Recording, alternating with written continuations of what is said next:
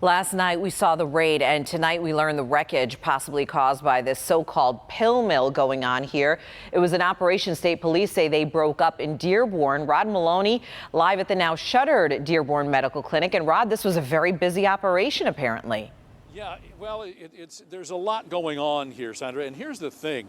As we look at this situation, the neighbors here have been coming up to us thanking us, or at least not us, but the police for shutting this down because it's calmed the chaos in the neighborhood here. And the feds today, and not the feds, the local prosecutors came out today and talked a lot about what they discovered inside this clinic, and it was especially frightening. They're charging you with 4 counts of delivery of a controlled substance. 67-year-old family physician Dr. Mohammed Durrani of West Bloomfield pleaded not guilty for allegedly illegally prescribing hydrocodone and Adderall, and doing so without proper patient examinations.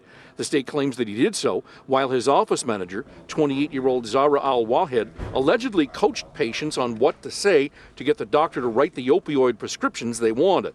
She faces another charge of being a habitual offender and also pleaded not guilty. Prosecutors believe roughly half the 500,000 pills he allegedly prescribed this year made it onto the street. Yet the most troublesome part of the case, they say, is 55 prescriptions Durrani allegedly wrote for people to have what's called the drug abuser's holy trinity: an opioid or narcotic, a benzodiazepine or tranquilizer, and cariprazole, a muscle relaxant.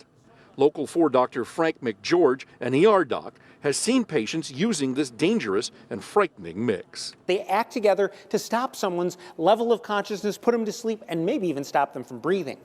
We often see patients in the emergency room that have taken very similar cocktails, and we call it a soma coma. That's the third component of it, is actually soma. Knocks people out and often renders them unable to breathe, and that's where we have to save their lives. Now, Dr. Durrani remains in the Dearborn police lockup this evening. He's been there since yesterday when he was arrested. He was given a $250,000 cash surety bond, which means he has to come up with the full amount in order to be able to bond it out of the jail. And also his co-defendant, his office manager, has a $25,000 cash surety bond. She remains in the jail as well. If they don't bond out here soon, they're going to end up in the Wayne County Jail probably for the weekend. Back to you. And Rod, what about Michigan State Police? How did they go about making their case here?